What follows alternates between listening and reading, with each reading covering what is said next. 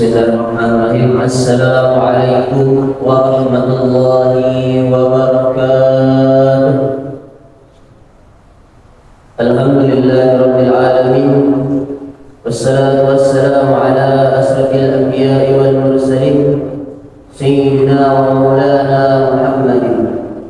Allahumma salli ala sayyidina Muhammad wa ala ali sayyidina Muhammad wa barik wasallim. Amma ba'du fa ya ibadallah, usikum wa taqwa wa iyyakum bi taqwallahi ta'ala la'allakum tuflihun. Bapak Ibu jamaah salat zuhur yang dirahmati oleh Allah Subhanahu wa taala. Yang pertama, perlulah kita mengingat bahwasanya Allah Subhanahu wa taala adalah salah satu tempat yang sangat kita harapkan. Maka lantas daripada itu patutnya lah kita bersyukur atas apa yang telah Allah berikan kepada kita. Senang ataupun susah tetaplah kita mengadu kepada Allah Subhanahu wa taala. Maka daripada itu Allah Subhanahu wa taala sehingga pada hari ini memberikan kita kesehatan, kesempatan, bahkan diberikan oleh Allah Subhanahu wa taala iman kepada tubuh kita sehingga pada siang yang berbahagia ini kita masih bisa melaksanakan salat zuhur secara berjamaah. Salawat beserta salam tak lupa pula kita hadiahkan kepada baginda Nabi besar Muhammad sallallahu alaihi wasallam. Dengan lafaz salawatnya yang berbunyi Allahumma salli ala sayyidina Muhammad wa ala ali sayyidina Muhammad wa barik wasallim. Bapak Ibu jamaah salat zuhur yang dirahmati oleh Allah Subhanahu wa taala. Hari berganti hari, minggu berganti minggu, bulan berganti bulan, tahun pun silih berganti. Tak terasa pada siang yang berbahagia ini kita sudah memasuki tahun baru Islam, yaitu tahun 1447.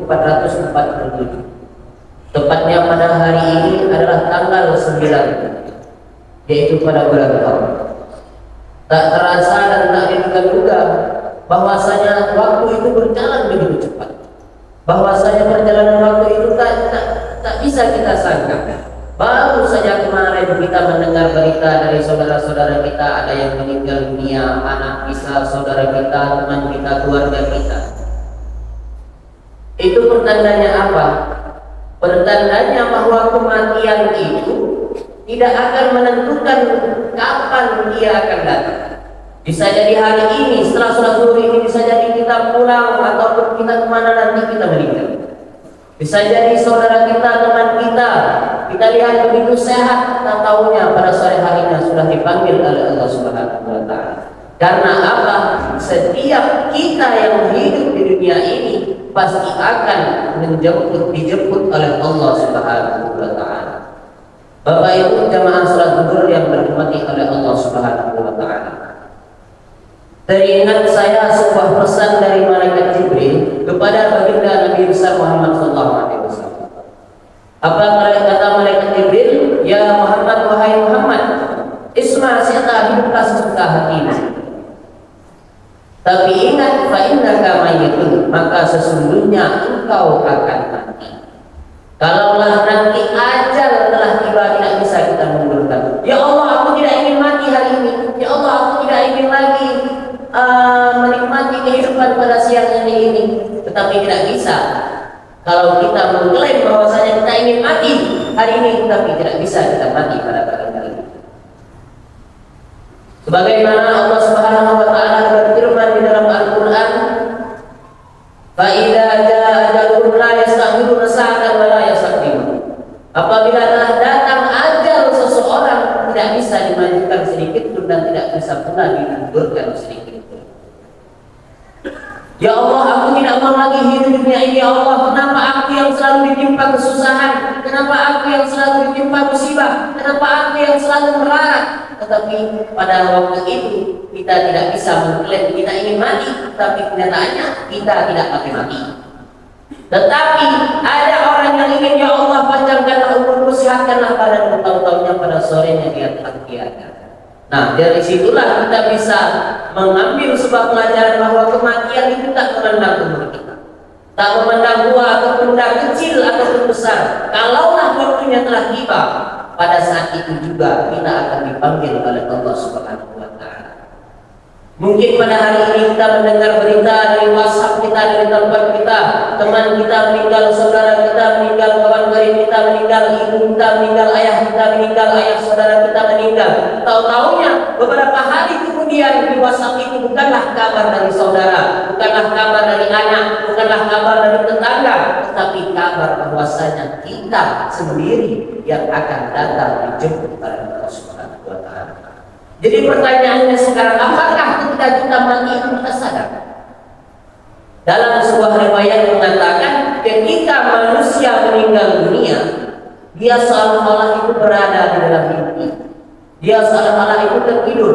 Dia melihat tubuhnya terbaring di depan orang banyak. Tubuhnya terbaring di depan orang banyak, saudara-saudaranya ada, temannya ada. Dia melihat betapa banyak kawan-kawan, saudara-saudara, tetangga-tetangga yang datang, melihatnya bahwasanya pada saat itu menyaksikan bahwasanya dia telah meninggal dunia. Tetapi di dalam hatinya, ruhnya melihat, dia begitu senang karena dia melihat semua keluarganya datang, semua teman-temannya datang, karena dia senang. Berarti apa? Saudara-saudaranya, teman-temannya, tetangga-tetangganya itu sayang kepadanya. Setelah itu dia melihat, menyaksikan dengan mata kepalanya itu, dia dimandikan, sudah dimandikan, dikafani, setelah dikafani disolati. Setelah dia datang ke tempat terakhir dia singgah, datang ke alam kubur, setelah dia dimasukkan ke liang lahat, mulailah satu persatu. Ketika itu dia melihat, ya Allah, dia tersadar, ya Allah, aku ingin pulang, ya Allah, kenapa ini tidak ada yang menemaniku? Dia sehingga itu pada saat itu sadar, ruh kita itu sadar bahwasanya kita itu telah meninggal. Satu persatu saudara-saudara kita, istri kita, anak kita, bahkan orang tua kita pada saat itu juga pergi meninggalkan kita. Barulah ruh kita tersebut itu sadar, dikembalikanlah kepada jasad kita tersebut. Sehingga apa? Datanglah dua malaikat. Dia minta tolong kepada saudaranya, wahai ibu, wahai anakku, wahai bapakku, wahai istriku, bantulah aku. Tapi pada saat itu tidak bisa dibantu oleh siapa-siapa. Pada saat itulah datanglah penyesalan pada diri kita. Ketika kita hidup tidak mau beribadah kepada Allah, ketika kita hidup tidak mau bersedekah, ketika kita hidup tidak mau memberikan infak kepada anak yatim, fakir, miskin, barulah kita sadar semua yang kita miliki di dunia itu tidak ada gunanya lagi. Barulah kita sadar yang bisa menolong kita di dalam kubur itu hanyalah Allah Subhanahu wa Ta'ala, hanyalah amal ibadah kita. Mudah-mudahan dengan nasihat yang singkat ini kita bisa mengambil sebuah pelajaran bahwasanya kehidupan kita semua ini sirna, fana, akan binasa, akan habis dimakan oleh tanah. Maka daripada itu mudah-mudahan kita semua bisa menjadi umat yang dicintai oleh Allah Subhanahu wa Ta'ala, umat yang selalu bertakwa kepada Allah Subhanahu wa Ta'ala. Lebih dan kurangnya kami mohon maaf, ada salah itu datang dari kami sendiri. Kalau ada benarnya itu datang dari Allah Subhanahu wa Ta'ala. Wabillahi taufiq wal hidayah. Wassalamualaikum warahmatullahi wabarakatuh.